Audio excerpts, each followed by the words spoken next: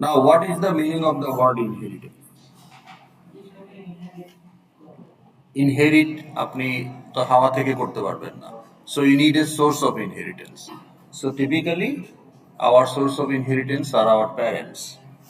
We inherit uh, biological property, and also we inherit material property, right? তো তাহলে আমি চাইলেই as a human I cannot inherit from an elephant.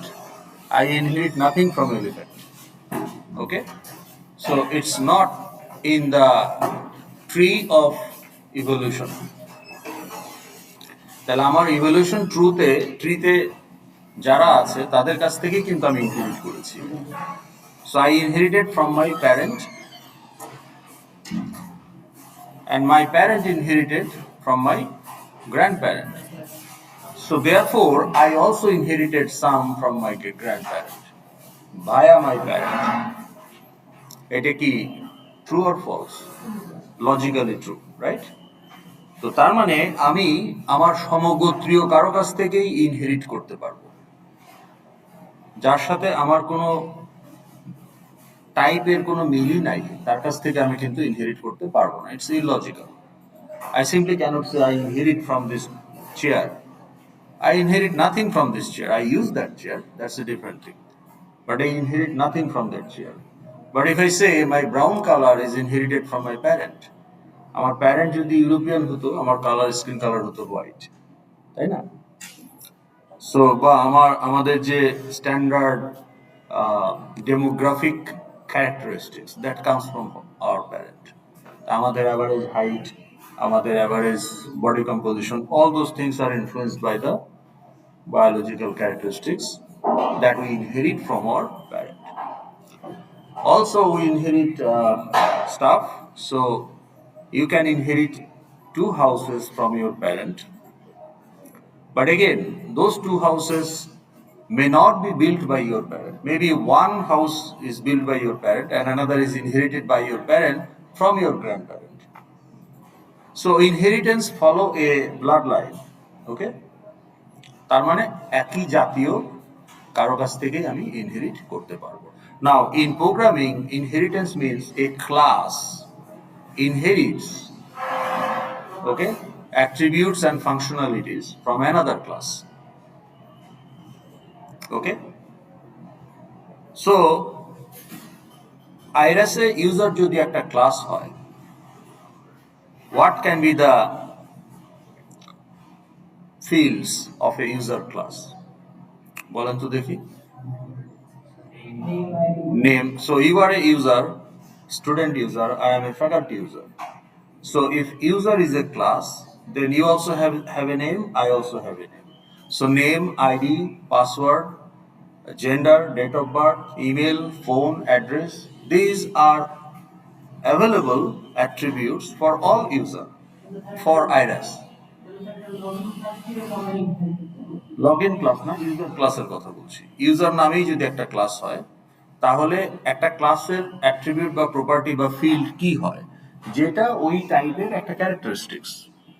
R method কারা হয়, যেটা হচ্ছে ওই টাইপের একটা রিলেভেন্ট ফাংশনালিটি, সেটাই তো মেথড হবে। আর অ্যাট্রিবিউটস বা characteristics will be the information that is field. তো তাহলে ইউজার ক্লাসের এখন ইট ডাজন্ট ম্যাটার যে whether the user is a accountant or faculty or transport officer, it really doesn't matter. Everybody has those name, ID, password, date of birth, email, phone, gender, address, etc. Right? So let's say those are the fields of user class. Now, problem with this user class is that it is not very specific to create an object, okay, usable for IRAS. এখন এই user ক্লাসের যদি object তৈরি করা হয়, এই অবজেক্টটা আইরাসের জন্য কাজে লাগবে না, কারণ এই এই এই কয়টা ইনফরমেশন দিয়ে যে ক্যারেক্টারিস্টিক, সেই অবজেক্ট দিয়ে কোনো রোল স্টাবলিশ করা যাচ্ছে না আইরাসের জন্য। So therefore actually faculty class can inherit those attributes from user class, and add additional fields, for example, designation, salary, date of joining, okay, publication details, etc. Student class can inherit those properties from user class and add additional field to make it more specific, like major, minor, CGPA, okay, etc. তাহলে কি আমরা বুঝতে পারলাম? তাহলে একটা নতুন class যখন আমরা বানাই, that new class actually can inherit uh, properties and functionalities, okay, from an existing class. So that new class will be the inherited class. তাহলে যাকে ইনহেরিট করা হচ্ছে অর্থাৎ প্রি এক্সিস্টিং ক্লাস, সেটাকে আমরা বলি প্যারেন্ট ক্লাস বা বেস ক্লাস বা সুপার ক্লাস, বিভিন্ন নামে ডাকা হয়। আর যে নতুন ক্লাসটা বানানোর সময় ইনহেরিট করলো, যে ক্লাসটা ইনহেরিট করলো সেটা তো পরের ক্লাস, পরে তৈরি করা হয়েছে, so that is the new class.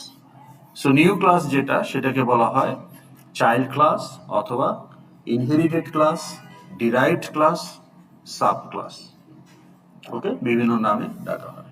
Now in Java terminology we will call it super class and sub class. So জাভার লিটারেচারে সব জায়গায় আপনি দেখবেন super class, sub class. Super class is the source of inheritance, sub class is the inherited class.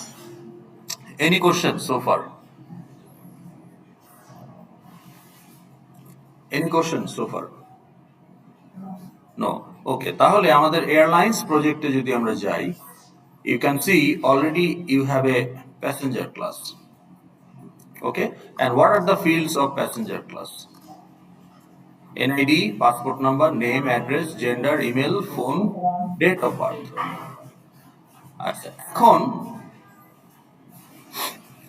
আমি যদি একটা user class তৈরি করি এখানে এই এয়ারলাইন্স প্রজেক্টে, so new Java class user, তাহলে এয়ারলাইন্সের যত ইউজার আছে তাদের মধ্যে এই কোন ফিল্ডগুলো সবার মধ্যেই থাকবে? এনআইডি, পাসপোর্ট নাম্বার সব ইউজারের নাও থাকতে পারে।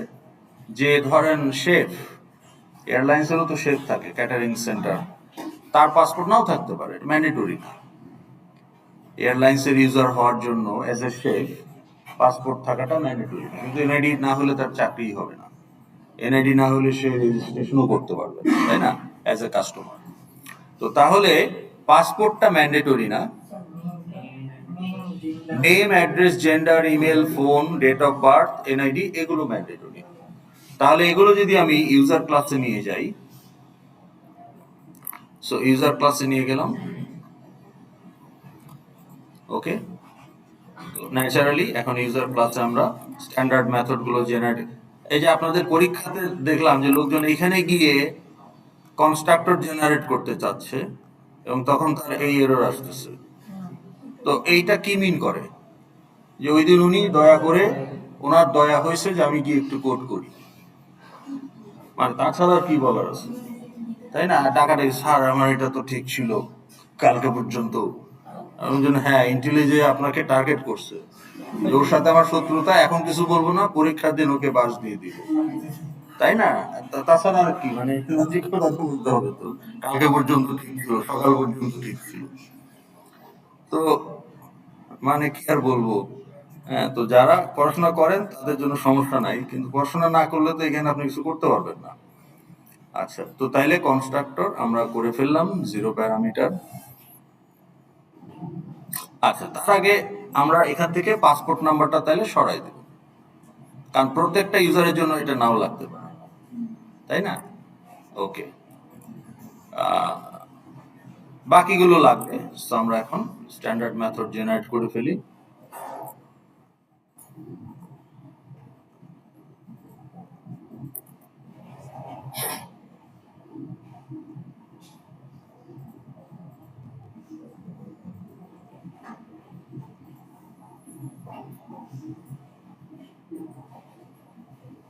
And also the getter setter.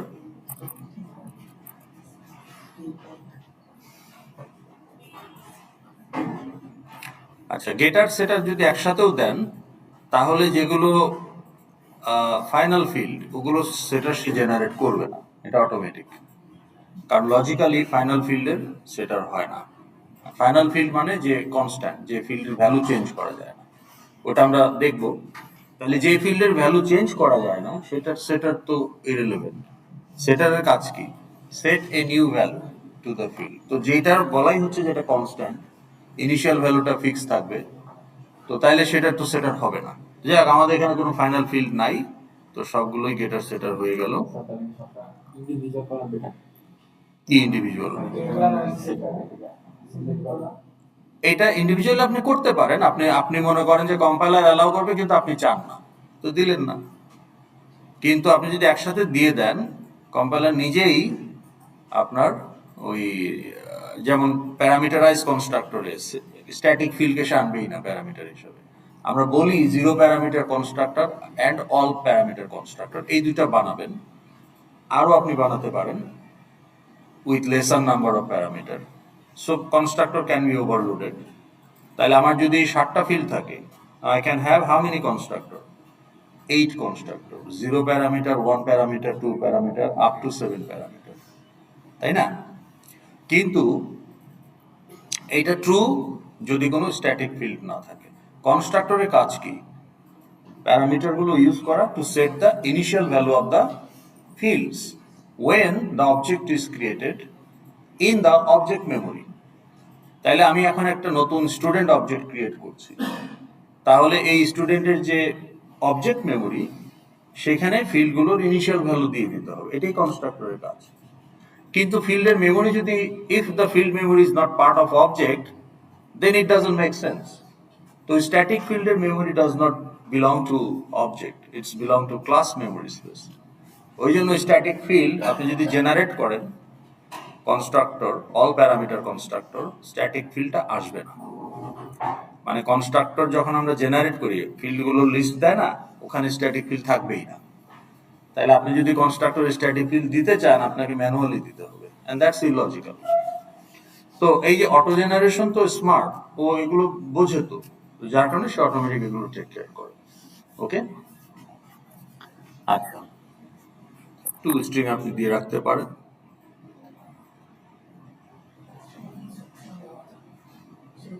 ওকে, এখন আমার এই যে প্যাসেঞ্জার ক্লাস, এখন এই প্যাসেঞ্জার ক্লাসে কিন্তু আমার এই এক্সট্রা ফিল্ডগুলো প্রয়োজন নাই, কারণ এগুলো আমি ইনহেরিট করব কার কাছ থেকে? ফ্যাকাল্টির কাছ, এই কি বলে, ইউজারের কাছ থেকে। ওকে, তাহলে আমার এগুলো চেঞ্জ হয়ে যাবে।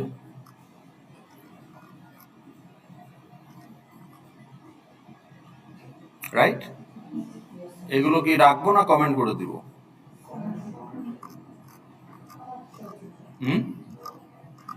কমেন্ট করে দিব।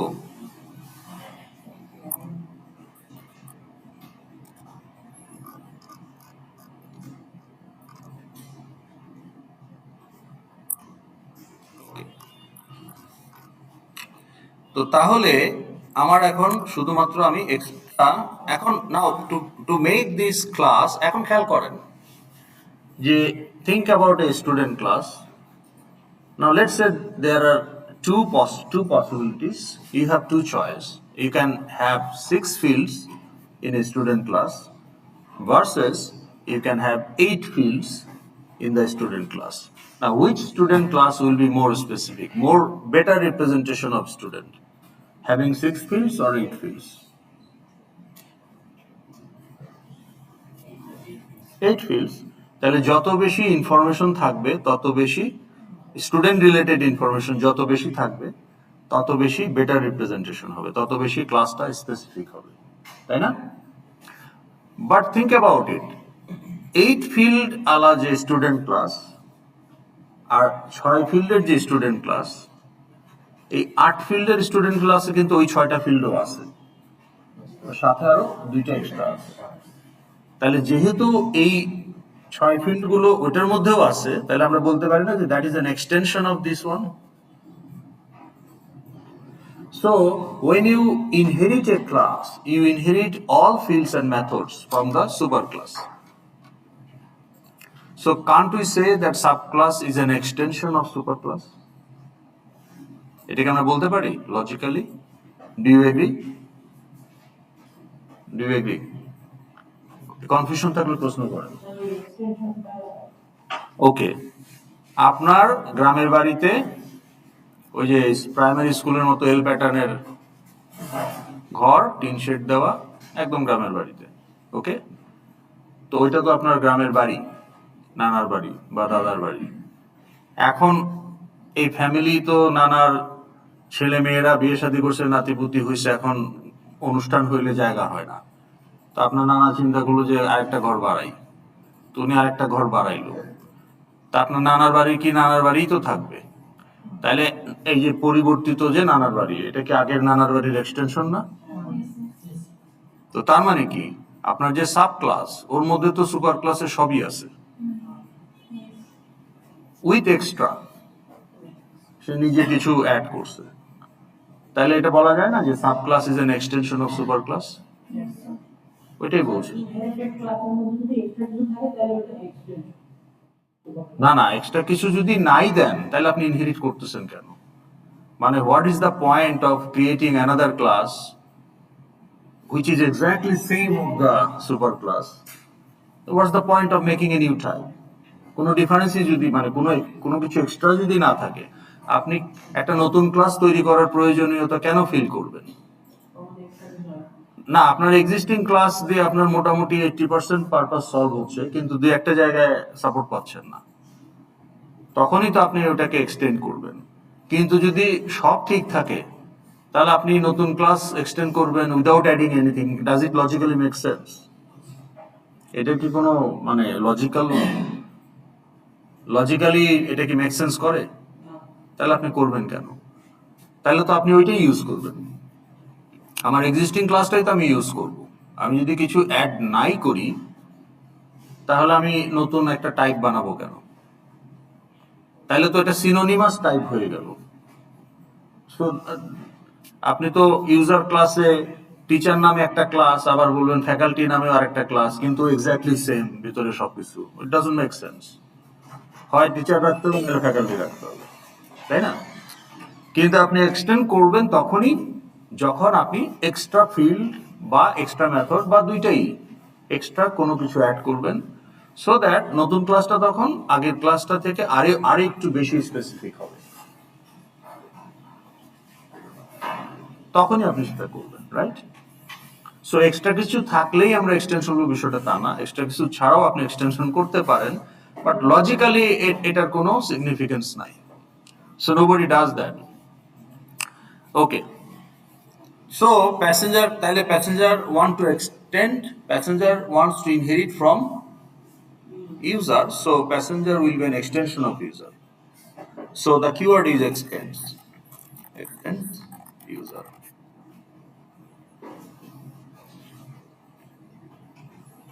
এখন your passenger class has 8 fields, 7 inherited field and 1 additional field.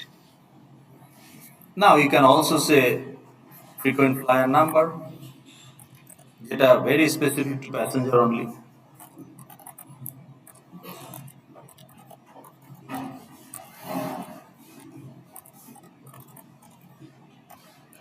তারপর আপনি বলতে পারেন miles earned, এই মাইলস গুলো আপনি রিডিম করতে পারেন। সো আপনি যখন এমিরেটসে Dhaka to New York ticket কাটবেন, আপনাকে ওই যে পয়েন্টস দেয় না ক্রেডিট কার্ড ইউজ করলে, এয়ারলাইন্স ওরকম, আপনি যদি এয়ারলাইন্সের থেকে সরাসরি কিনেন ট্রাভেল এজেন্ট না দিয়ে, তাহলে আপনাকে মাইলস দিবে রিওয়ার্ড। ওই মাইলস গুলো অ্যাকুমুলেট করে আপনি কোনো ফিউচার ট্রিপে ওগুলো রিডিম করতে পারেন। তো অনেক ট্রাভেল ব্লগার দেখবেন ইকোনমি ক্লাসে ট্রাভেল করতেছে, হঠাৎ করে দেখবেন বিজনেস ক্লাসে ট্রাভেল করতেছে। তো সে আবার বলে যে আমি তো আসলে এই বিজনেস ক্লাসে পয়সা দিই নাই, আমার মাইলস গুলো রিডিম করে আমি ফ্রি যাচ্ছি। হ্যাঁ, কারণ business class is very expensive. আপনি ঢাকা থেকে নিউ ইয়র্ক যদি ইকোনমিতে 1 লাখ টাকায় হয়, বিজনেস ক্লাস দেখবেন এটা 4 লাখ টাকা।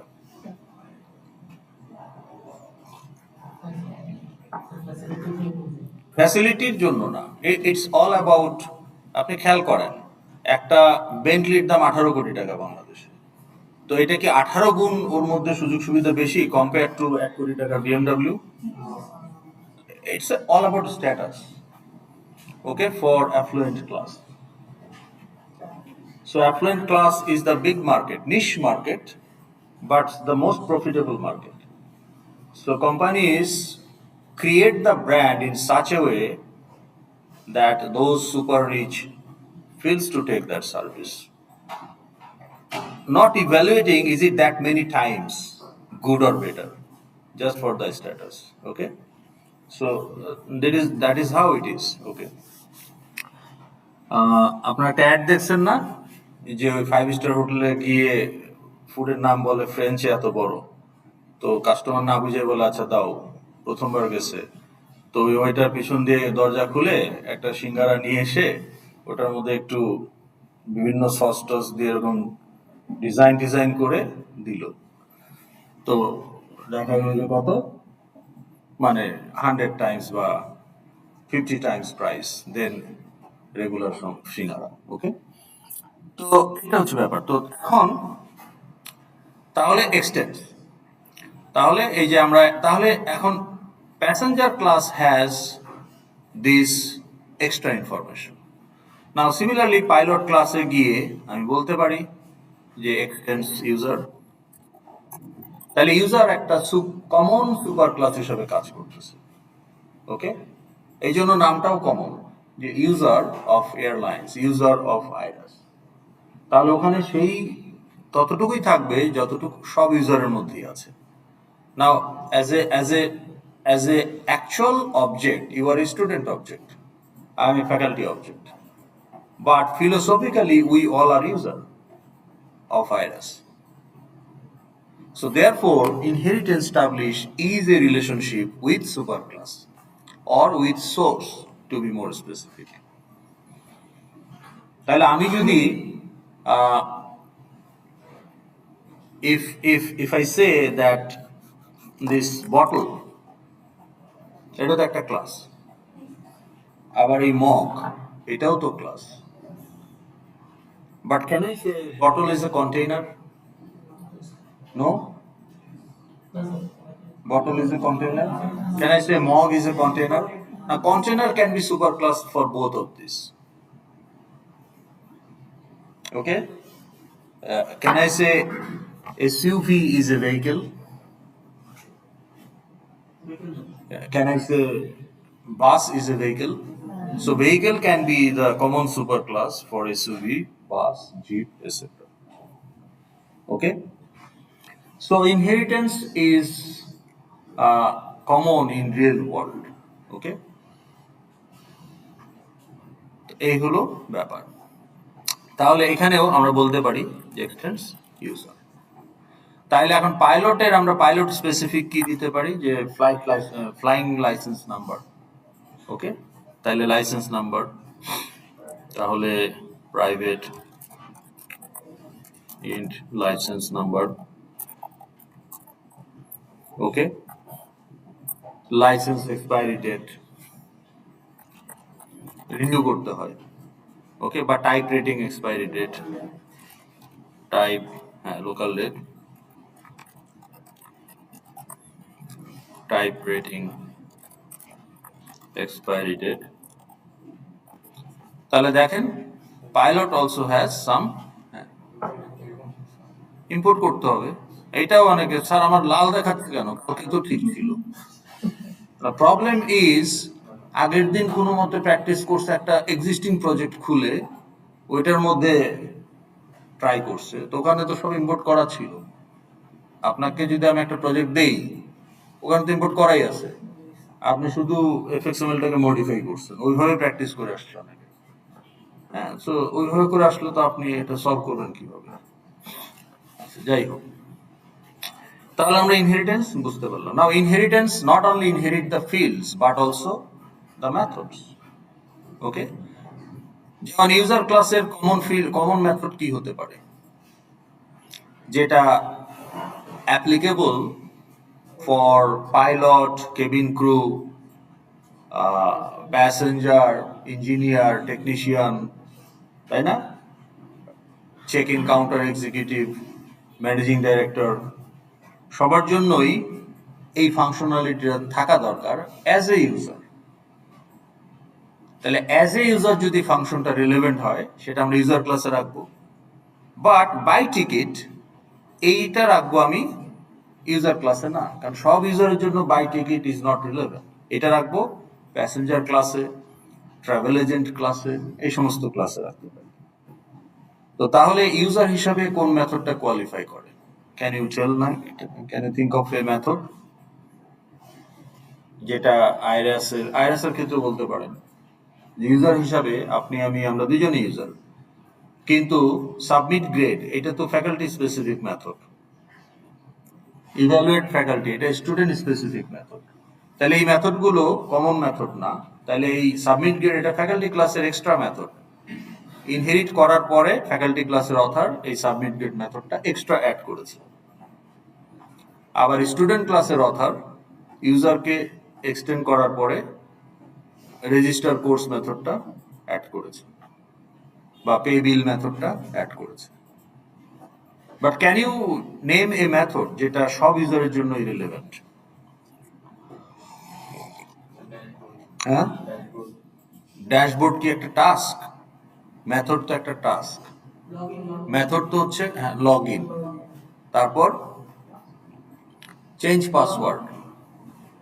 তাহলে চেঞ্জ পাসওয়ার্ড এটা ম্যাটার করে না যে আপনি সিইও নাকি আপনি জেনিটার। All of you, for all type of user, change password is a valid functionality. তাইলে আপনি ইউজার ক্লাসে বলতে পারেন চেঞ্জ পাসওয়ার্ড। বুঝতে পারছেন? তো ওইটাতে আমরা আসবো। তাহলে আমরা বেসিক ইনহেরিটেন্স বুঝতে পারলাম, রাইট? ওকে, এই প্রজেক্টটাতে আমরা বারবার ফিরে আসবো। তাহলে আমরা এখন আমাদের একটু কনসেপ্টটা আগাই। এখন আমরা বলি যে মেইন অ্যাপ্লিকেশন ক্লাস কিভাবে কাজ করে। সো মেইন অ্যাপ্লিকেশন ক্লাসের কোডটা যদি আমরা কপি করে নিয়ে আসি, this is the application class, যেখানে মেইন মেথড থাকে আর স্টার্ট মেথড থাকে, রাইট? এটা আমরা জানি অলরেডি। এই ক্লাসে আমাদের ইউজ কতটুকু? আমরা কি এখানে কিছু করি? এই ক্লাসটাতে আমরা কি কিছু করি? কিচ্ছু করি না। এই যে আমার এই যে হ্যালো অ্যাপ্লিকেশন, এটাতেই তো এই যে স্টার্ট মেথড আর মেইন মেথড, আমরা এই ক্লাসে কিছু করি না। কি করি? এফএক্সএমএল এর নামটা শুধু চেঞ্জ করে দিই, এইটুকুই করি, এর বাইরে আর কিছু করি না। Now to start with that was okay, কিন্তু now you need to understand how this code works, কারণ আপনাকে এখন নেভিগেশন করতে হবে। Now so far till midterm you dealt with how many FXML in a project? Only one. But in your course project, how many FXML will be there? 16.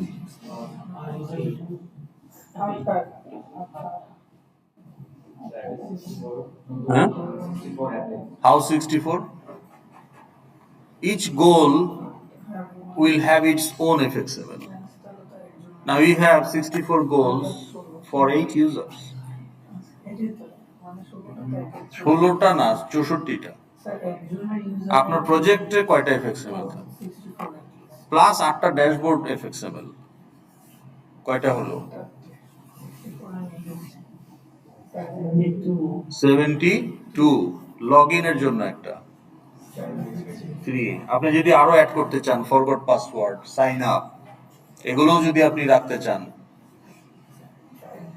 আবার কিছু কিছু গোল multi page হয় না, দেখেন না এরকম, save and continue, save and continue.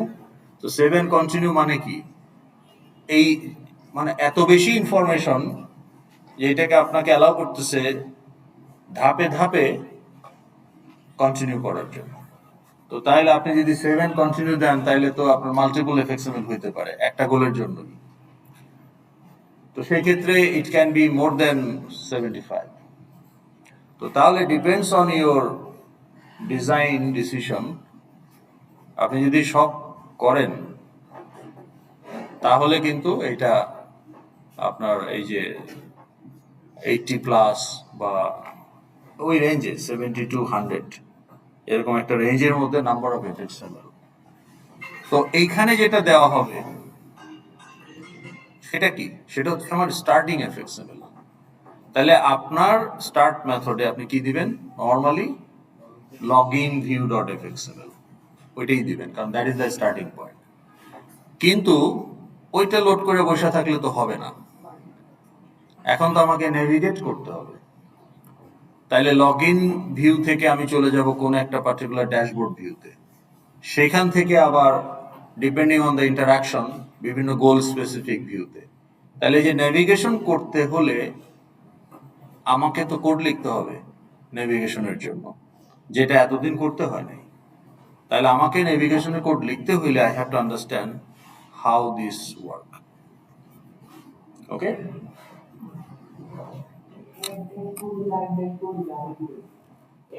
একটা FXML থেকে আপনি আরেকটা এফএক্সএমএল এ ট্রানজিশন করতেছেন, সেটা বোঝার জন্যই তো এই কোডটা আগে এই কোডটা বুঝলে আমরা সেগুলো করতে পারবো। সেগুলো সহজ, সেগুলো কঠিন না, প্রোভাইডেড ইউ আন্ডারস্ট্যান্ড যে এটা কিভাবে কাজ করে। ওকে, এখন আপনি আমাকে বলেন যে do you know what is process, English word. Okay, এটা হচ্ছে ডিকশনারি মিনিং, যে set of steps, but as a operating system entity, what is OS element হিসাবে প্রসেস মানে কি, it has a different meaning. So for OS course কেউ করেছেন এখানে running, ওকে, তো করবেন যখন তখন ইন ডেপথে জানতে পারবেন। তো process is the run time instance of your software. So runtime instance of your application or background service. Now application কোন সফটওয়্যার গুলোকে আমরা অ্যাপ্লিকেশন বলি, those who has user interface, সেটা গ্রাফিক্যাল হোক বা কনসোল হোক। তাহলে আপনার পাইথনে যে প্রোগ্রামগুলো লিখেছেন কনসোলে আপনি ইউজার ইন্টারফেস হিসাবে ইনপুট দিয়েছেন, আউটপুট দিয়েছেন, so there was a user interface, so they are not service. But যে সফটওয়্যারগুলো কোনো ইউজার ইন্টারফেস নাই, ব্যাকগ্রাউন্ডে কাজ করে, তাদেরকে বলা হয় সার্ভিস। তাহলে আপনার অ্যাপ্লিকেশন বা সার্ভিস যখন এক্সিকিউট হয় তার একটা রান টাইম ইনস্ট্যান্স তৈরি হয়, that is the process. So all the resources like your memory, register, okay, processing cycle, all those things are given to the process by the operating system. So if I show you in task manager, at this moment it's a process tab. Now 8 application is running in my laptop at this moment: Firefox, Google Chrome, IntelliJ, Notepad, OBS, Task Manager itself, Windows Explorer, and 95 background services at this moment. Now এইটা বারে কমে dynamically real টাইমে operating system decide করে কখন কোন background প্রসেসটা সে চালাবে, কখন বন্ধ করবে, to maintain the overall optimal situation of the system. Okay, তো তাহলে আমার এখানে প্রায় 100-এর মতো প্রসেস এই মুহূর্তে running. So process is the run time instance of your application or service. Okay, now what is thread, এটা তো শুনেছেন আপনারা, থ্রেড শোনেন নাই এই ওয়ার্ডটা, থ্রেড থ্রেড থ্রেড না শুনলে বলেন শুনি নাই। হ্যাঁ, থ্রেডের মিনিং কি? সুতা, এটা ডিকশনারি মিনিং থ্রেড। কিন্তু অপারেটিং সিস্টেমে কম্পিউটারে থ্রেড শোনেন নাই, মাল্টি থ্রেডেড অ্যাপ্লিকেশন শোনেন না এটা? আচ্ছা, না শুনে থাকলে তাহলে I am not teaching you what is process and thread technically, that's not my job in this course, এটা আপনারা ওয়েস কোর্সে শিখবেন। কিন্তু অ্যাজ এ লেম্যান মিনিমাম যতটুকু কনসেপ্ট থাকলে আমরা আগাতে পারবো সেটা বলছি। সো থ্রেড হচ্ছে execution unit within the process. এখন ধরেন আপনার অ্যাপ্লিকেশনে 10টা মেথড আছে, বিভিন্ন ক্লাসে ভাগ করা। এখন এই মেথডগুলো তো আপনার অ্যাপ্লিকেশন চলাকালীন কল হতে পারে, হবে। এখন আপনার অ্যাপ্লিকেশন যদি সিঙ্গেল থ্রেডেড হয়, একটাই থ্রেড থাকে, তাহলে আপনার এক্সিকিউশন ইউনিট বলছি কিন্তু থ্রেড, তার মানে you have only one execution unit. তার মানে অ্যাট এ টাইম আপনি একটা মেথডই এক্সিকিউট করতে পারবেন। Now execution unit operating system entity হচ্ছে থ্রেড, কিন্তু আপনি যদি প্রোগ্রামেটিক্যালি চিন্তা করেন, it's a function. Execution unit, আপনি একটা ফাংশন কল করলে ওই ফাংশনটা এক্সিকিউট হয়, দ্যাটস এ এক্সিকিউশন ইউনিট। আবার অ্যানাদার ফাংশন কল করলে সেই ফাংশনের কোড এক্সিকিউট হয়, that's another execution unit. But এই কোডটাকে রান টাইমে ম্যানেজ করার জন্য যে অপারেটিং সিস্টেম এন্টিটি, ওটাকে বলা হয় থ্রেড। এখন থ্রেড কেন? যেমন আপনার একটা ওই লাইফ বয়ের যে গোলগুলাকে কি বলে, লঞ্চে থাকে যে লাইফ জ্যাকেট না, ওই যে টিউব না, ওগুলো ওগুলো থার্মোকলের তৈরি। টিউব তো এটা বাংলা বুদ্ধি, যে ট্রাকের টিউব নিয়ে অনেকে পুকুরে নেমে যায়, সেটা না। প্রফেশনালি যে লাইফ সেভিং, তাহলে ওখানে দেখবেন অনেকগুলা দড়ি ঝুলে না কেন? চারপাশ দিয়ে দড়ি ঝুলতে থাকে 8-10টা, যাতে 8-10 জন লোক ওইটা ধরে বাঁচতে পারে। তো তার মানে কি, ওখানে 8টা থ্রেড দিয়ে দিছে, 8-10টা লাইফ কেসেস, 6টা থ্রেড থাকলে 6টা লাইফ কেসেস সেভ করতে পারবে। ওরকম প্রসেসের মধ্যেও ওরকম মাল্টিপল এক্সিকিউশন ইউনিট থাকতে পারে, ওই জন্য ওটাকে থ্রেড বলে। Okay, but a thread represent in action a method. তাইলে আপনার যদি সিঙ্গেল থ্রেড হয়, তাহলে এট এ টাইম আপনি একটা মেথডই এক্সিকিউট করতে পারেন, কারণ একটাই execution unit. But if your application is multi threaded, then actually you can assign multiple core, GPU core or CPU core, to multiple threads simultaneously, and you can take advantage of parallel computation. Now games গুলো কিন্তু সব multi threaded এখনকার যে games, because those are very much resource hungry. They need a lot of computation, real time computation. Okay, তাহলে আপনি অনেক গেমসে দেখবেন রিকোয়ারমেন্ট থাকে যে মিনিমাম জিপিইউ রিকোয়ারমেন্ট এত। তো তার মানে আপনার যদি এতগুলো কোর না থাকে, এই গেম ইনস্টল করলে আপনি প্লে করতে পারবেন না, আটকে যাবে, রাইট? সো আপনি এখানে গেমার আছেন না কেউ? আপনি গেমার? ওকে, হ্যাঁ। কত এফপিএস এ খেলেন?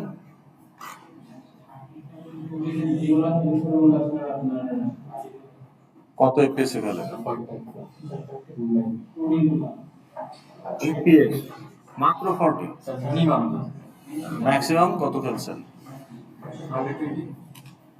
120 এফপিএস।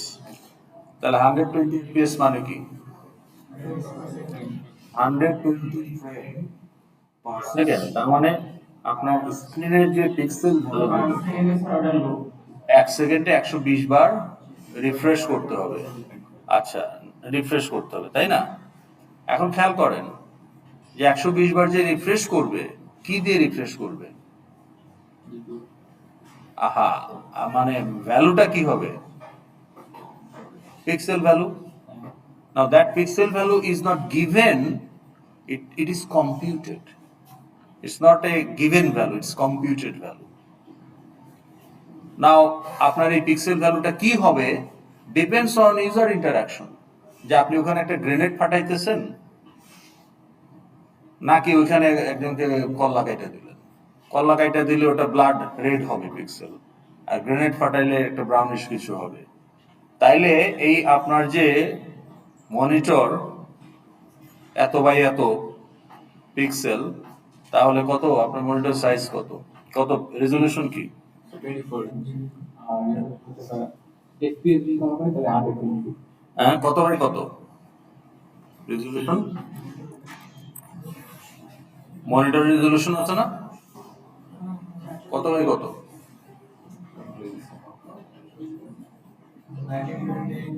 1920 বাই 1080। তাহলে এখানে কত হইল?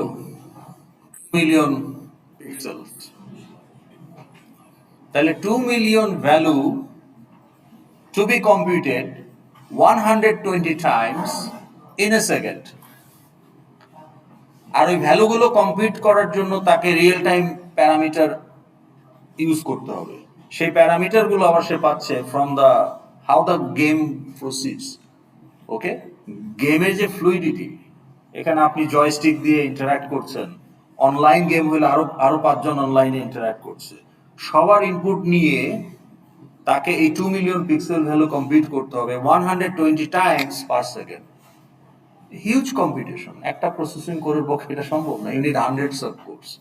That's why that high end games requires high end GPU having hundreds of cores. So multi threading is a reality. Okay, তো তাহলে এখন যদি আপনি টাস্ক ম্যানেজার আবার আসেন, আমার Firefox is using 7 threads at this moment, Chrome is using 11 threads, okay, Intel is using 2 threads, OBS using 2 threads. এখন Firefox যে 7 থ্রেড ইউজ করতেছে, তার মানে কি এখানে 7টা ট্যাব আছে? হুম, তাহলে এই 7 থ্রেডস কি করতেছে? 7টা ডিফারেন্ট কাজ করতেছে। 7টা থ্রেডকে 7টা ডিফারেন্ট টাস্ক অ্যাসাইন করা হয়েছে, and they are exploiting the CPU GPU core of the system to run those threads independently, simultaneously. এখন থিওরিটিক্যালি আপনি বলতে পারেন যে 7টা থ্রেড মানে ম্যাক্সিমাম 7টা ট্যাব থাকতে পারে, এটা হচ্ছে থিওরিটিক্যাল পসিবিলিটি। কিন্তু প্র্যাকটিক্যালিতে 7-এরও কম থাকবে, কারণ প্রত্যেকটা থ্রেডই যে শুধু ট্যাবকে দিয়ে রাখছে তা না। ফায়ারফক্স আর ব্যাকগ্রাউন্ডে কাজ করে, তাই না? যেমন সে আপডেট চেক করতেছে, সে হয়তো একটা থ্রেড দিয়ে সিঙ্ক করতেছে উইথ আদার ডিভাইসেস। তাহলে আপনি যে লগ ইন করছেন ফায়ারফক্সে, আপনার লগ ইন হয়তো 5টা ডিভাইসে করা আছে, তাহলে সে ব্যাকগ্রাউন্ডে একটা থ্রেড হয়তো সিঙ্কিং এর কাজটা করতেছে অটোমেটিক, তাহলে একটা থ্রেড ডেডিকেটেড ফর সিঙ্কিং। তাহলে ওই ফায়ারফক্স তার নিজস্ব কাজেও থ্রেড ইউজ করে, নট যে ডেডিকেটেড টু ট্যাব। তার মানে থিওরিটিক্যাল পসিবিলিটি হচ্ছে ম্যাক্সিমাম 7টা ট্যাব, যেহেতু 7টা থ্রেড, বাট রিয়েলিটিতে আরো কমই হবে, কারণ সে অন্যান্য কাজেও থ্রেড ইউজ করে ট্যাব রিপ্রেজেন্টেশন ছাড়াও। ওকে, তো তাহলে আমাদের এখানে কয়টা ট্যাব আছে? 3টা ট্যাব। তাহলে 3টা ট্যাবের জন্য 3টা থ্রেড। আবার এমন হতে পারে যে একটা ট্যাবের জন্য একাধিক থ্রেড, ডিপেন্ডস অন ওই ট্যাবের কমপ্লেক্সিটির উপর। এখন এই ট্যাবের মধ্যে যদি এখানে আবার একটা অ্যানিমেশন চলতে থাকে, এই ট্যাবের ওই অ্যানিমেশনের জন্য আবার একটা এক্সট্রা থ্রেড দিয়ে দিবে সে। তাহলে আমি এখানে একটা ছিল থ্রেড আমার ফায়ারফক্সে 7। এখন আমি যদি আরেকটা ট্যাব, এটা এটা ফায়ারফক্স, ফায়ারফক্স, আমি আরেকটা ট্যাব বানাই ফেললাম, এখন কি আমার 8 হবে থ্রেড? না, ট্যাব একটা বানাইলাম, তাহলে এই ট্যাবে কোনো থ্রেড লাগবে না? আমার তো 7 আগেই ছিল। হুম, কিন্তু এই ট্যাবে আমি এখনো কোনো কিছু অ্যাসাইন করি নাই, ব্ল্যাঙ্ক, এই জন্য 7। কিন্তু এই ট্যাবে গিয়ে যদি আমি এখন বলি যে লোড প্রথম আলো, তাইলে তাহলে ট্যাব কয়টা হবে? 8 হতে পারে। এখন প্রথম আলোতে যদি মাল্টিপল কমপ্লেক্স থাকে তাহলে বেশিও হইতে পারে। তাহলে প্রথম আলোতে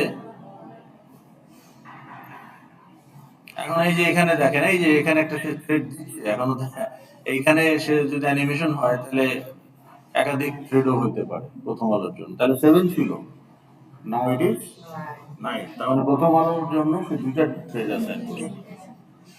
তাহলে প্রথম আলোর ট্যাবের মধ্যে আবার 2টা এক্সিকিউশন ইউনিট কাজ করতেছে। So modern application, for modern application, parallel computation is a reality. That is why modern applications and services are all multi-threaded. Okay? বুঝতে পারছেন? আচ্ছা, এখন আমাকে বলেন তাহলে থ্রেডের কনসেপ্ট আমরা বুঝলাম। নাও এখন every process will have at least one thread. Keep that in mind. এটাকে বলে প্রাইমারি থ্রেড অথবা থ্রেড 0। ওকে, এবং এই থ্রেড জিরো বা প্রাইমারি থ্রেডিং অ্যাপ্লিকেশনটাকে স্টার্ট তাহলে স্টার্ট করার জন্য তো আপনার একটা মেথড এক্সিকিউশন দিয়েই শুরু হয়। তাহলে আমাদের fxml এ যে thread 0 that actually execute the main method. Main method হচ্ছে starting point. ওকে, ঠিক আছে। আচ্ছা, এখন আসেন, now I'm asking you a question. If I run an fxml application and if you click a button, what will happen? The thread will execute the button on action, and after clicking the button, if you minimize that application, will it be minimized? No? চিন্তা করুন, বলেন, প্রশ্নটা কি বুঝতে পেরেছেন? আমার একটা fxml run করতেছে, আমি একটা বাটন ক্লিক করলাম, করার পরে আমি যদি মিনিমাইজ করি, মিনিমাইজ উপরে থাকে না উইন্ডোর কোনায়, তাহলে কি এটা মিনিমাইজ হবে না? তো না বললেন কেন? তো ওইটাই তো প্রশ্ন ছিল, যে মিনিমাইজ হবে কিনা। বা একটা বাটন ক্লিক করে যদি আমি আবার আরেকটা বাটনে ক্লিক করি, তাহলে সেটার অন অ্যাকশন এক্সিকিউট হবে কিনা? কেন হবে? Because the type of code we have written are so naive, so small compared to the capacity of the processor, যে আপনার যে হিউম্যান মুভমেন্ট, মাউসটাকে এক বাটন থেকে আরেক বাটনে নিবেন, এর মধ্যে সে কাজ সেরে ফেলবে। মানে আপনার যে হ্যান্ড মুভমেন্টের যে স্পিড, এটা হয়তো মাইক্রোসেকেন্ড, বা কিন্তু সে হয়তো আরো, আপনার এটা হয়তো মিলি সেকেন্ড, সে হয়তো মাইক্রোসেকেন্ড বা ন্যানো সেকেন্ড লেভেলে কাজটা সেরে ফেলবে। কিন্তু সব কাজই এত ফাস্ট হয় না। There are task which require heavy competition, সেই কাজগুলো আবার কিন্তু সময় লাগে। লিনিয়ার অ্যালজেব্রা কোর্সটা করেছেন তো সবাই নাকি? হ্যাঁ, কে কে করছেন? আচ্ছা, মেজরিটি করছেন। তাহলে system of linear equation solve করেছেন তো? Okay, so system of linear equation আসলে কি?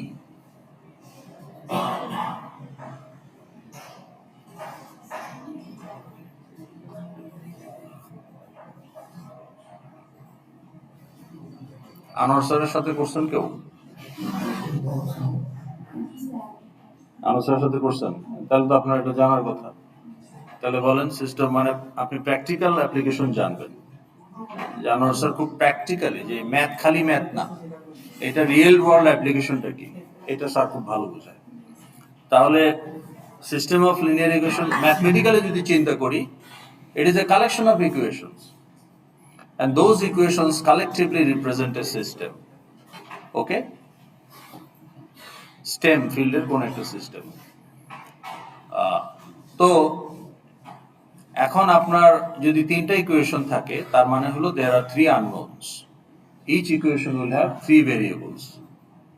And how much time it will take for you to solve that on paper with three unknowns?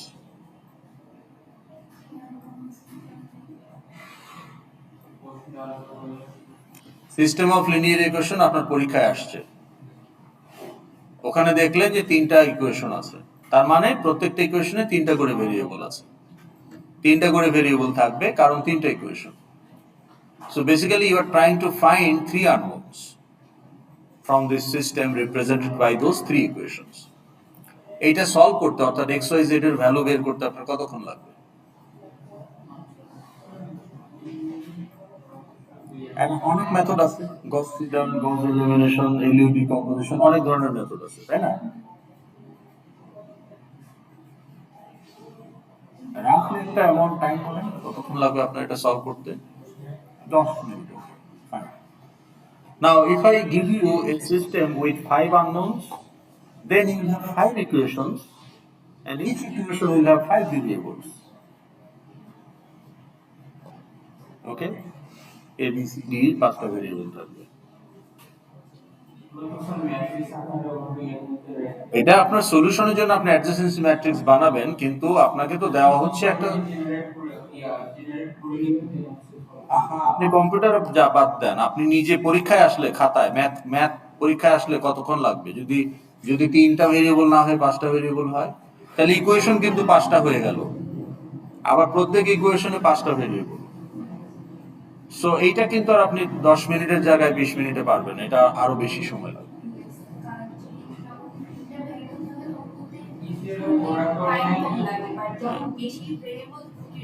কারণ এক্সপোনেনশিয়ালি গ্রো করতে থাকে, তাই না? কম্পিটিশনটা এক্সপোনেনশিয়ালি গ্রো করতে থাকে।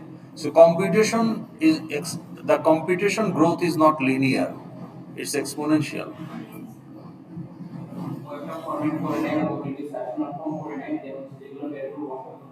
হ্যাঁ, কিন্তু আপনার পাঁচটা ইকুয়েশন যখন হবে, তাহলে ইকুয়েশন পাঁচটা আর ছিল ইকুয়েশন তিনটা। আবার আগে তিন ইকুয়েশনে তিনটা করে ভেরিয়েবল, এখন পাঁচটা ইকুয়েশনে পাঁচটা করে ভেরিয়েবল। এখন আপনাকে পাঁচটা আননোন ভ্যালু বের করতে হবে, পাঁচটা variable. So it will take much more time. এখন যদি আপনাকে বলা হয় যে 100টা unknown, so you will have 100 equations, each equation has 100 variables, and you have to find the value of those 100 unknowns to solve that equation, and your adjacency matrix will be 100 by 101, and you cannot solve it on paper. Try করে লাভ নাই, 1 মাস 2 মাস লাগাবেন আপনি, possible না, আসলে পারবেন না। তো তখন আপনাকে কম্পিউটারের হেল্প নিতে হবে। সো আপনাকে যদি আমি এখন বলি যে যে সিস্টেম অফ লিনিয়ার ইকুয়েশনের there can be millions of unknowns. Okay, okay. So how much time a single core may take to solve a system of linear equations of 10,000 unknowns?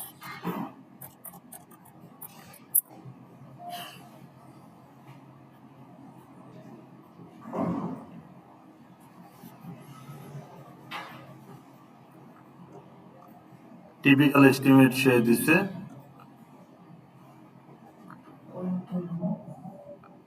কত? 2.2 মিনিট, তাই না? তো সে ধরে নিছে যে আপনার 5 গিগাফ্লপস হচ্ছে আপনার, মানে এটা হচ্ছে measure of floating point operations per second.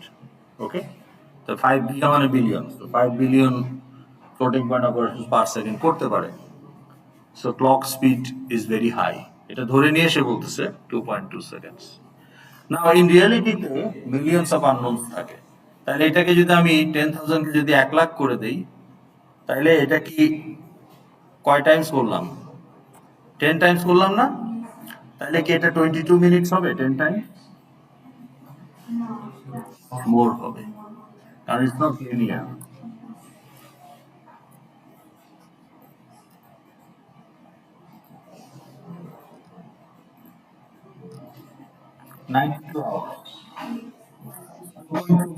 Versus not 22 minutes, 92 hours. By a computer having single thread. So 92 hours যদি আমাকে ওয়েট করতে হয়, it may not be feasible for all applications.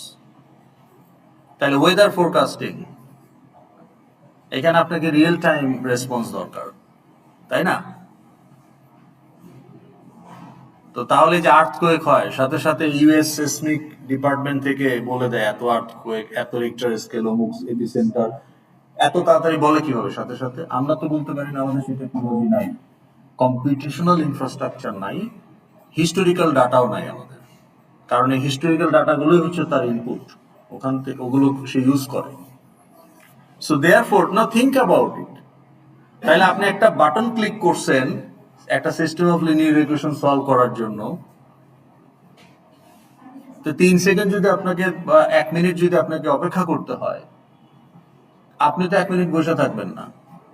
আপনি মনে করতেছেন যে আমার অ্যাপ্লিকেশন হ্যাং হয়ে গেছে, আপনার মিনিমাইজ কাজ করে না, অন্য বাটনে ক্লিক করলে রেসপন্স নাই, কেন নাই? সিঙ্গেল থ্রেড, কারণ thread is busy competing the system of linear equation.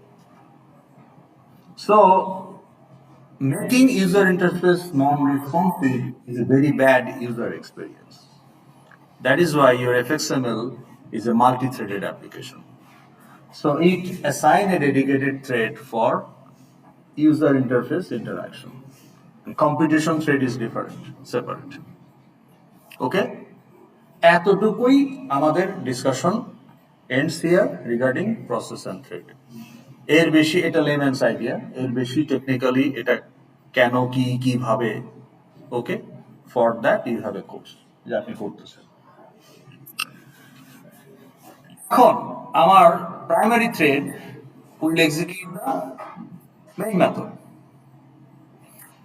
এখন এই যে লঞ্চ, এটাকে এই মেথডে একটা লঞ্চ মেথডকে কল করা হয়েছে, হয়েছে না? Now who is the client of launch method?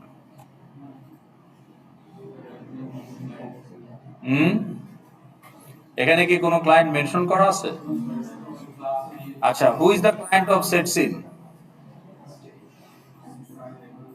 হ্যাঁ, ছোট হাত রেস, তো এটা হচ্ছে স্টেজ ক্লাসের একটা অবজেক্ট। তার মানে সেট সিন হচ্ছে স্টেজ ক্লাসের একটা method, right? But who is the client of launch? Client তো দেওয়া নাই।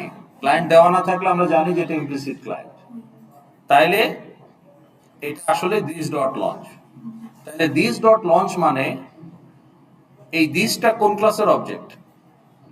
এই ক্লাসেরই অবজেক্ট, হ্যালো অ্যাপ্লিকেশন ক্লাসেরই অবজেক্ট। তাহলে হ্যালো অ্যাপ্লিকেশন ক্লাসে তো আমার লঞ্চ নামে কোনো মেথড বানানো নাই, শুধু স্টার্ট মেথড বানানো আছে আর মেইন মেথড বানানো আছে। লঞ্চ মেথডকে কল করা হয়েছে, কিন্তু লঞ্চ মেথড তো এখানে তৈরি করা হয় নাই। তাহলে দিস ডট লঞ্চ কি করে হয়? মানে আমি দিস ডট লঞ্চ দিলেও কিন্তু হবে, দেখেন। তো তাহলে আপনার লঞ্চ মেথড তো বানানো হয় নাই, তাহলে এটার ইমপ্লিসিট ক্লায়েন্ট কি করে হইল? Because launch method is inherited from super class. তাহলে অ্যাপ্লিকেশন একটা লাইব্রেরি ক্লাস যেখানে লঞ্চ মেথড আছে, and launch method is inherited by your application class, so it is also method of your application. তাহলে মেইনের যে client, লঞ্চেরও সেই একই client, যেটা হচ্ছে এই ক্লাসের একটা ইমপ্লিসিট ইনস্ট্যান্স। ওকে, এখন খেয়াল করেন, লঞ্চ মেথড কল করা হয়েছে, তাহলে লঞ্চ মেথড এক্সিকিউট হওয়ার কথা, কিন্তু আমরা দেখছি এক্সিকিউট হয় স্টার্ট মেথড। বাস্তবে তো আমরা এটাই দেখি যে স্টার্ট মেথড এক্সিকিউট হয়, কারণ এখানে আমি যে এফএক্সএমএল এর নামটা দেই সেটাই তো লোড হয়। তার মানে কি এই স্টার্ট মেথড যদি এক্সিকিউট না হইতো এটা কি করে লোড হচ্ছে? মানে আমরা এফেক্ট দেখতেছি যে স্টার্ট মেথড এক্সিকিউট হচ্ছে, কিন্তু স্টার্টকে তো আমরা কল করি নাই, আমরা লঞ্চকে কল করছি। তার মানে এখানে যেটা হচ্ছে, thread 0 is requesting operating system to launch the application with an additional thread. Now, application or service is not the custodian of thread. Operating system is the custodian of thread. It is operating system's jurisdiction. কাকে thread দিবে, কখন দিবে, কতক্ষণের জন্য দিবে, এটা পুরোটা operating সিস্টেমের এখতিয়ার, to make sure that whole system has a balance at run time. মানে সে তো পুরো কম্পিউটারের জিম্মাদার। আপনি একটা অ্যাপ্লিকেশন, আপনি তো অপারেটিং সিস্টেমকে কিনা নেন নাই ঘুষ দিয়া যে বেটা খালি আমাকে এই সার্ভিস দিবি dedicated. Who are you? You are not a VIP, তাই না? তাহলে অপারেটিং সিস্টেম সবাইকেই ক্যাটার করবে। এই যে 100টা প্রসেস চলতেছে রাফলি, সবাইকে অপারেটিং সিস্টেম ক্যাটার করবে। এখন আমার তো 100টা কোর নাই, তাহলে আমার থ্রেড চলতেছে এই 100টা প্রসেসের মধ্যে আবার অনেকগুলোতেই মাল্টিপল থ্রেড। তো ধরেন 1000 থ্রেড চলতেছে বা 500 থ্রেড চলতেছে, তো 500টা কোর আছে নাকি আমার এই পিসিতে? না, এখানে 8 কোর আর বিল্ট ইন জিপিইউতে কোরের সংখ্যা খুব কম থাকে। এখানে একটা বিল্ট ইন জিপিইউ আছে ইন্টেলের, এটা এমন কোনো হাই এন্ড ল্যাপটপও না। তাহলে এখানে কোর আছে অল্প কিছু, আবার আমার অফিসে যে ম্যাকের বড় মেশিনটা আছে ওইখানে আমার কোর আছে প্রায় 60টার মতো। ওকে, ওখানে আমার কোর আছে প্রায় 18টা সিপিইউ কোর, 40টার মতো জিপিইউ কোর, মানে M3 ম্যাক্স। তো তাহলে বাট স্টিল আমার সিস্টেমে শত শত থ্রেড থাকবে, তাহলে প্রত্যেকটা থ্রেডকে ডেডিকেটেড কোর দিয়ে রাখা সম্ভব না। এখন আপনার থ্রেড যে মেথডটা এক্সিকিউট করতেছে তার হয়তো 10 মিলি সেকেন্ড দরকার, কিন্তু তাকে থ্রেড দেওয়া হলো 3 মিলি সেকেন্ডের জন্য। 3 মিলি সেকেন্ড পরে পরে তাকে পজ দিয়ে ওই থ্রেডটা আবার আরেকজনকে রেশনিং করবে, তাহলে টাইম শেয়ারিং মাল্টিপ্লেক্সিং হয়। এইভাবে ঘুরায় ঘুরায় সবাইকে রোটেশনে দিতে থাকে। So as a whole the whole system maintain a balance. Okay, তাহলে আপনার resource load balancing of the resource utilization, এইটা তো অপারেটিং সিস্টেমকে মেনটেন করতে হবে। So operating system is the sole custodian of that. তাইলে আমি চাইলেই থ্রেড পাবো না, তাহলে আমার অ্যাপ্লিকেশন থ্রেড জিরো, ও অপারেটিং সিস্টেমকে রিকোয়েস্ট করতেছে যে এই অ্যাপ্লিকেশনটা একটা নতুন আরেকটা থ্রেড সহ তুমি লঞ্চ করো। হ্যাঁ, তাহলে to launch a new thread, এবং লঞ্চ মেথড বলে দিচ্ছে যে নতুন thread will execute start method. এই জন্য নতুন থ্রেডটা যখন আসে তখন স্টার্ট মেথড এক্সিকিউট হয়, so that your interface will never be non responsive. ঠিক আছে, তাই না? এই কলিং মেকানিজমটা বুঝলাম যে কিভাবে কাজ করে। এখন ধরেন আপনার থ্রেড যখন স্টার্ট মেথডকে এক্সিকিউট করবে, স্টার্ট মেথডে আসলে কি ঘটে এইটা এখন আমাদের বুঝতে হবে। So let's come here. তাহলে স্টার্ট মেথডের প্যারামিটার কি? হুম, একটা স্টেজ অবজেক্ট ইনস্ট্যান্স। এখন এই যে এইখানে অটো জেনারেটেড কোডে ক্লাসের নামেই সে অবজেক্টের নাম দেয় ছোট হাতের। তাহলে এই যে সিন হচ্ছে আমার ক্লাস, ছোট হাতের সিন। তো এটা আপনারা যাতে কনফিউজ না হন এই জন্য আমি এখানে নাম চেঞ্জ করে দিচ্ছি। অবজেক্টের নাম তো আমি যা খুশি দিতে পারি, তাই বললাম যে আমার একটা স্টেজ, এটার নাম হচ্ছে ডিফল্ট। তাহলে default stage dot set scene, scene default scene. Okay, তাহলে এখন এই স্টেজটা কি এইটা এখন আমাদের বুঝতে হবে। ইংলিশ ওয়ার্ড স্টেজ, এটা তো বোঝেন, এটা কি? What is stage? Have you ever been to a stage? Have you ever seen a stage? কোথায় দেখছেন? হ্যাঁ, কোথায় দেখছেন স্টেজ? কোথায় দেখছেন? হ্যাঁ, কনসার্ট, কনসার্ট, তারপরে বড় বড় নেতাদের যখন মিটিং করে, সোহরাওয়ার্দী উদ্যান, তাই না, পল্টন ময়দান, বিভিন্ন জায়গায় স্টেজ বানানো হয়, তাই না? আমাদের অডিটোরিয়ামে একটা স্টেজ আছে। মঞ্চ নাটক দেখেন কেউ? দেখছেন? আপনি দেখছেন? কোথায় দেখছেন? শিল্পকলা, ওখানেও স্টেজ আছে, তাই না? তো তাহলে এই যে শিল্পকলায় আপনি নাটক দেখলেন, তো ধরুন আপনি আরণ্যক নাট্য দলের একটা নাটক দেখতেছেন, তো এই নাটকটা মঞ্চস্থ হয় কোথায়? On the stage. So stage হচ্ছে আপনার place holder, physical place holder of the event. সেটা একটা কনসার্ট হোক, নাটক হোক, একটা সমাবেশ হোক, রাইট?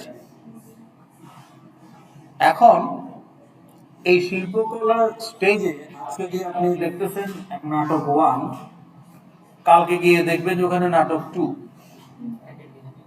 বা একই নাটকের মধ্যেও প্রথম ধাপে দেখতেছেন একটা অফিসের সিন, পরের ধাপে গিয়ে দেখতেছেন একটা বাসার সিন। তাহলে আপনার যে ওই সিনটা হচ্ছে এনভায়রনমেন্ট। তাহলে ওখানে যে নাটকের যারা অ্যাক্টর, এই যে কথা বলেন না, হ্যালো, নাটকের যারা অ্যাক্টর তারা তো পারফর্ম করতেছে, তারা কিন্তু ফিজিক্যালি স্টেজের উপরে আছে, but they are inside an environment, office environment অথবা হোম এনভায়রনমেন্ট, রাইট? অথবা whatever that the script of that drama represent.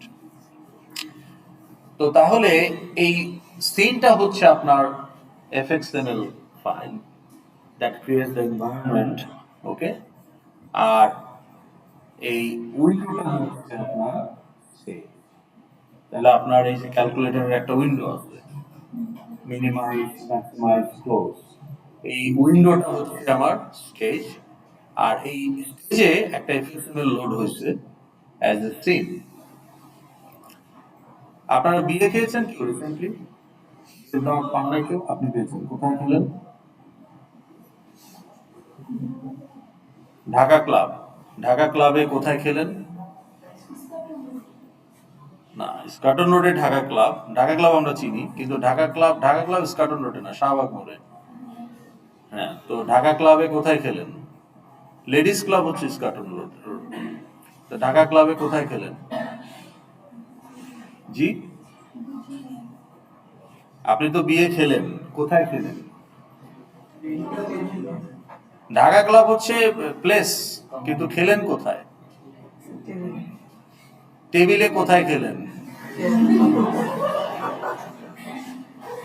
তাহলে ওই টেবিলটা হচ্ছে আপনার, আপনি, আমরা কিন্তু বলি না যে বিয়ে দেখতে যাই, আমরা বলি বিয়ে খেতে যাই।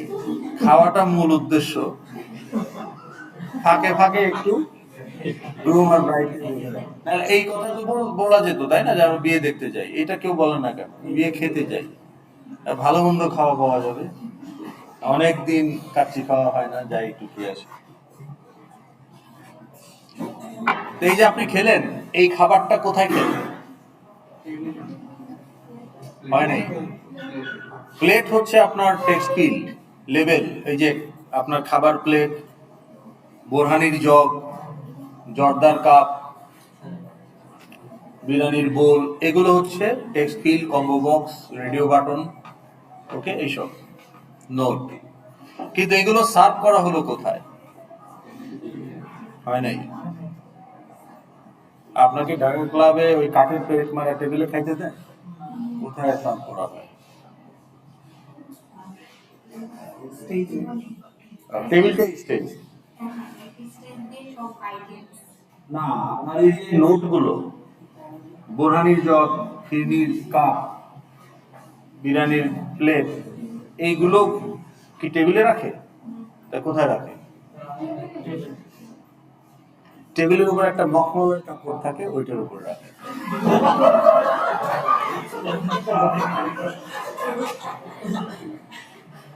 তো ওই মখমলের কাপড় হচ্ছে scene.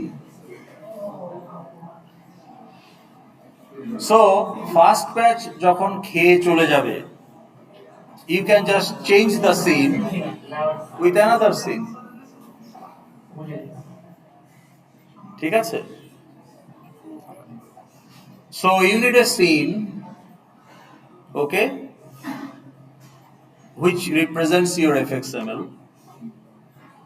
and that scene is the tablecloth. Tablecloth holds the all nodes, okay, বোরহানের জগ, গ্লাস, প্লেট, কাপ, সব কে হোল্ড করতেছে? tablecloth। and tablecloth dictates the orientation of the elements।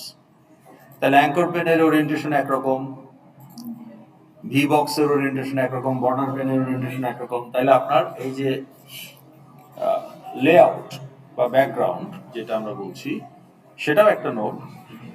তাইলে এই এফএক্সএমএলটাই আসলে আপনার সিন রিপ্রেজেন্টস ইউর এফএক্সএল। তাহলে আমরা যে এফএক্সএল ফাইল বানাই, এফএক্সএমএল ফাইল তো নিজে নিজে শো করতে পারবে না, ওর একটা উইন্ডো লাগবে। এখন এই উইন্ডোর মধ্যে সরাসরি আপনি বাটন ফাটন লেভেল, এগুলো, এই যে এগুলো লেভেল, তাই না, এগুলো লেভেল, এগুলো সব বাটন। তাহলে এগুলো তো আপনি এই উইন্ডোর মধ্যে ডাইরেক্ট বসাতে পারবেন না, তাকে একটা লেআউট বা একটা ওরিয়েন্টেশন ফলো করে এক জায়গায় রাখতে হবে, which is your FXML represented by a scene. তাহলে আপনি স্টেজে একটা সিন সেট করবেন। মঞ্চ নাটকের ক্ষেত্রেও তাই। প্রথমে যখন নাটকটা শুরু হয়, আপনি পর্দা খুললেই দেখা যায় যখন একটা অফিসের সিন, কলিগরা কাজ করতেছে, এই সেই, হ্যাঁ। তারপরে কি হবে? আধা ঘন্টা ওখানে অভিনয় করার পরে পর্দা টেনে দিবে 10 মিনিটের জন্য। 10 মিনিট পরে দেখবেন বেডরুমের সিন, জামাই বউ ঝগড়া করতেছে। তো তাইলে এই যে বেডরুমের সিনে জামাই বউ ঝগড়া করতেছে, আসতেছেন কেন? ঝগড়া ইজ পার্ট অফ দ্য লাভ, তাই না?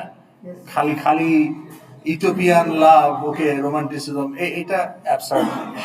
তাহলে ঝগড়া হবে। তাহলে যে হাজবেন্ড ওয়াইফের ঝগড়া করতেছে এইটা তো অফিসের এনভায়রনমেন্টে হবে না।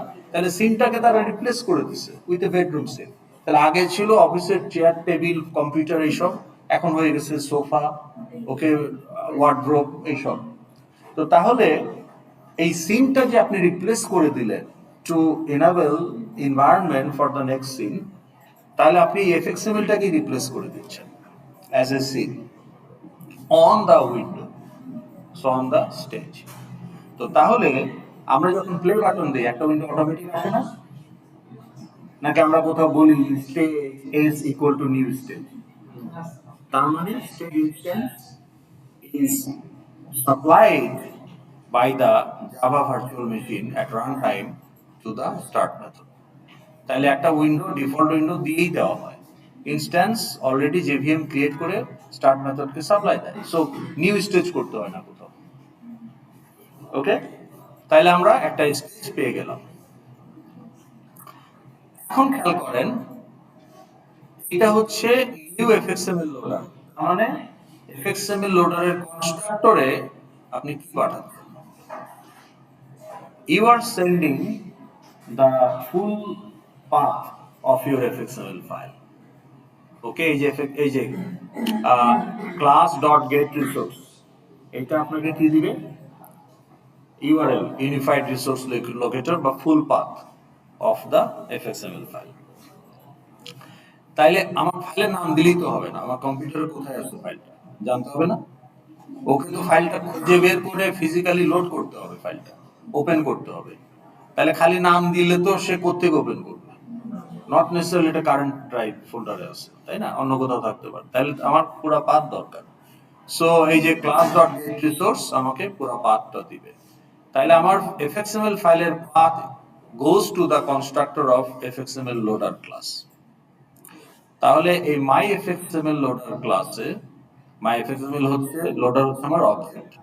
তাহলে এফএক্সএমএল লোডার ক্লাসের একটা ফিল্ড হচ্ছে লোকেশন, সেই লোকেশনে আমার এই পাথটা থেকে যাবে, যেহেতু এটা আমি কনস্ট্রাক্টরে দিয়ে দিচ্ছি। ওকে, আর লোকেশনের টাইপ হচ্ছে ইউআরএল। ইউআরএল একটা class which represent the full path. Okay, তাহলে আমার এফএক্সএমএল লোডার কিন্তু জানে যে আমার পাথ কোথায়, লোকেশনটা কোথায়, এটা তার জানা। লোকেশনটা তাকে দিয়ে দেওয়া হয়েছে কনস্ট্রাক্টরে। এখন আমি একটা সিন কিন্তু আমাকে বানাইতে হবে, কোনো ডিফল্ট সিন নাই রেডিমেড, তাহলে নিউ সিন করতে হবে। এখন নিউ সিনে কনস্ট্রাক্টরে যাবে হইল লোড, যেটা রিটার্ন করবে সেটা। এখন এফএক্সএমএল লোডারের লোড কি রিটার্ন করে? সে ওই যে লোকেশন থেকে এফএক্সএমএল ফাইলটাকে লোড করবে, করে তার প্যারেন্ট নোড রিটার্ন করবে। তাহলে what is the parent node? তাহলে আমি এখন আমার এই এফএক্সএমএলটা খুলি, এই যে হ্যালো ভিউটা যদি খুলি, এটার প্যারেন্ট নোড হচ্ছে কে?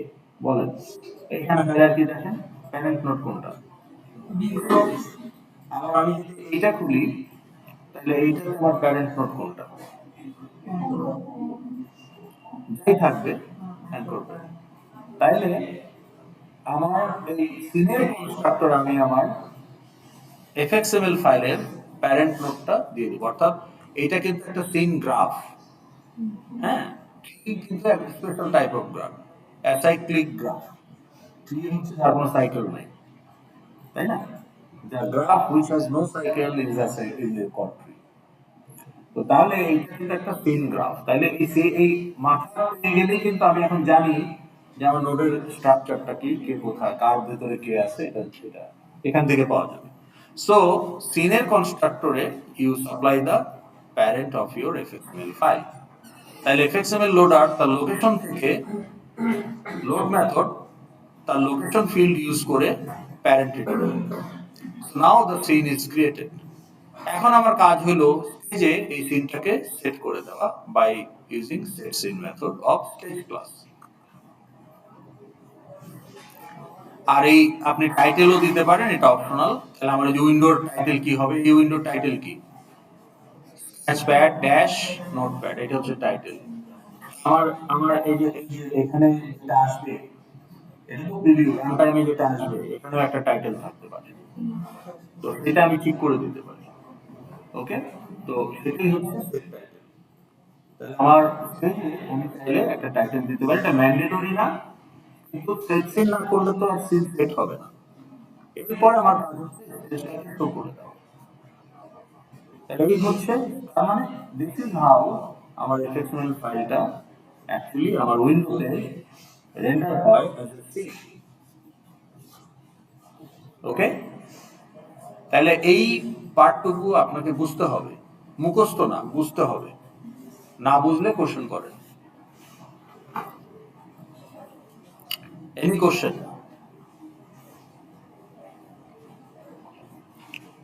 ডোন্ট ফিল শাই, ক্লিয়ার করে নেন। হ্যাঁ, এইটা হচ্ছে পার্ট অফ এক্সেপশন হ্যান্ডলিং, এটাতে আমরা পরে যাব। এখন খেয়াল করেন, আপনাকে যদি বলা হয় যে C = A divided by B, আপনাকে যদি বলা হয় যে C = A divided by B, তাহলে এই এই কোডে কি কোনো সমস্যা আছে? এটা একটা ইনোসেন্ট কোড।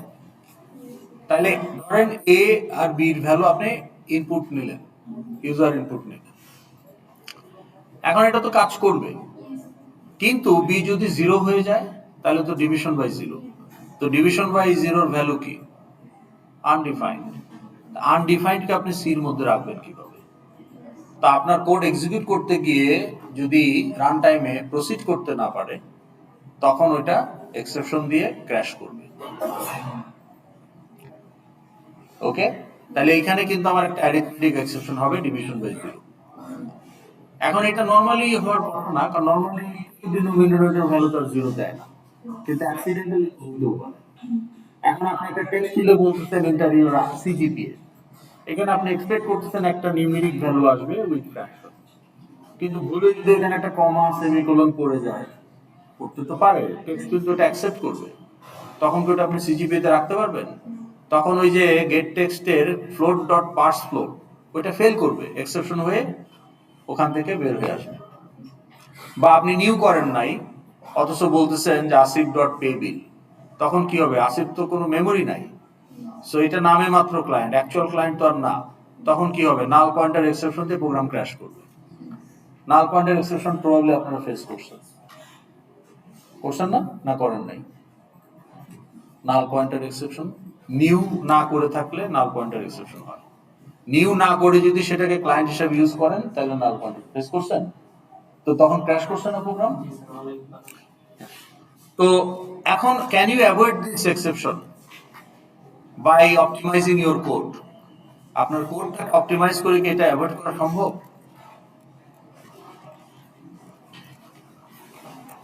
বলেন, is it possible to optimize this and avoid this division by 0? তাহলে আপনাকে ডিভিশন করার আগে চেক করতে হবে যে বি এর ভ্যালু 0 হইলে আপনি এটা করবেন না, ইফ দিয়ে করতে পারেন, অথবা একটা লুপের, যেহেতু ইউজার ইনপুট, লুপের মধ্যে বলতে পারেন যে বি এর value 0, so please give a non zero value. তাহলে while b not equal to 0 loop continue করতে থাকবে, তাই না? মানে while b equal to 0 loop চলতে থাকবে। হ্যাঁ, তো তাইলে আপনি ওইভাবে ইনশিওর করতে পারেন যে ডিভিশন বাই 0 হবে না। So you can actually avoid this exception, arithmetic exception, by optimizing your code. তাহলে আমরা এতদিন যে কোডগুলো লিখে আসছি ওখানে এক্সেপশন হওয়ার পসিবিলিটি ছিল, অনেক জায়গাতেই ছিল, কিন্তু কম্পাইলার জানে যে এই কোড, এই এক্সেপশন গুলো কোড অপটিমাইজ থাকলে অ্যাভয়েডেবল।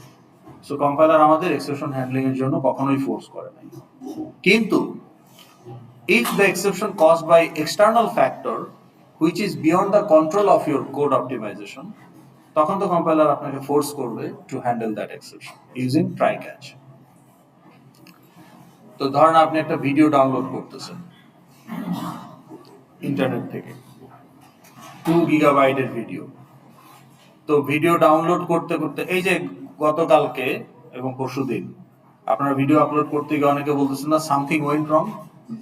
তো সামথিং ওয়েন্ট রং আসলে কি? যে আপনার গুগল ড্রাইভে জায়গা নাই 600 MB, কিন্তু আপনার ভিডিও 600 MB। তা এখন কোড অপটিমাইজেশন কি ওখানে হেল্প করবে? cannot solve that, cannot avoid that. Code অপটিমাইজেশনটা আপনি ডিভিশন বাই জিরো অ্যাভয়েড করতে পারেন।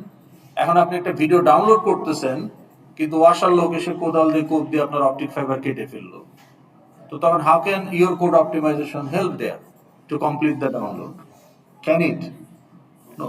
তাহলে চিন্তা করেন, আপনি একটা ফাইল ওপেন করতে চাচ্ছেন, কিন্তু ফাইলটা রিড অনলি, বা আপনি একটা ফাইলে রাইট করতে যাচ্ছেন, ফাইলটা রিড অনলি, তাহলে রাইট করতে পারবেন?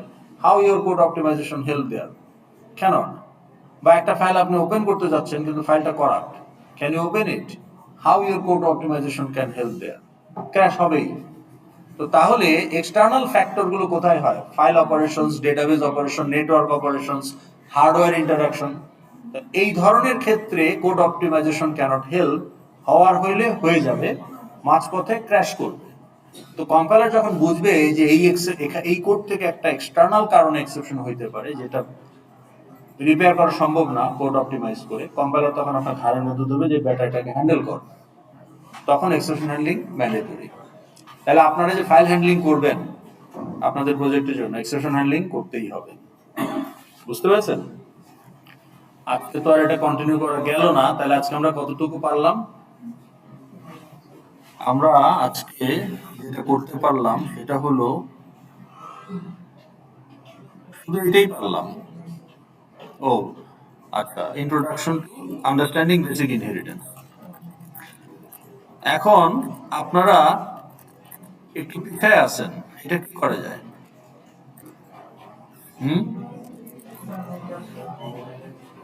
আমি তো কোনো ক্লাস মিস করি না, তাহলে একটা মেকআপ ক্লাস কি করবেন আপনারা? হ্যাঁ হ্যাঁ, তাইলে আমি কিছু টপিক দিয়ে এটা কবে করা যায়? আপনাদের তো টিউটোরিয়াল থাকে উইকডেতে, তাহলে উইকেন্ডে করা যায়।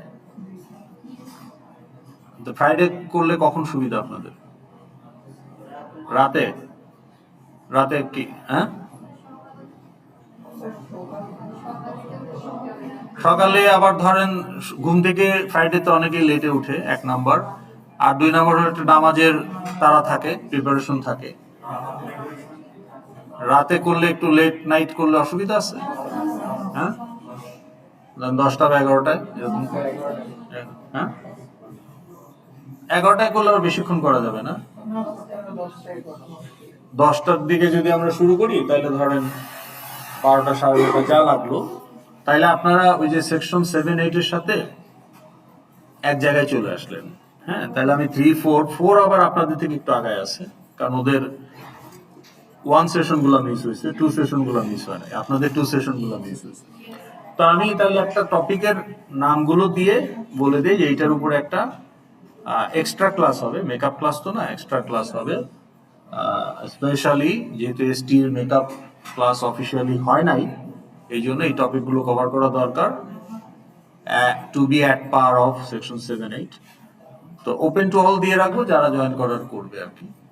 ঠিক আছে, তাহলে আমরা এটা মাথায় রাখেন। তাহলে এই ফ্রাইডেতে আমরা রাতে টেন্টেটিভলি 10টায় আমি নোটিশ দিয়ে দিব।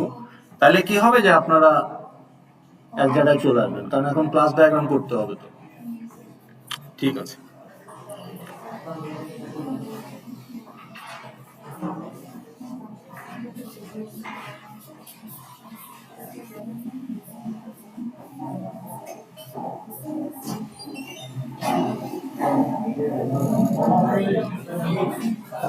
মিডের রেজাল্ট হচ্ছে উইথড্র ডেটের আগে। উইথড্র ডেট কবে?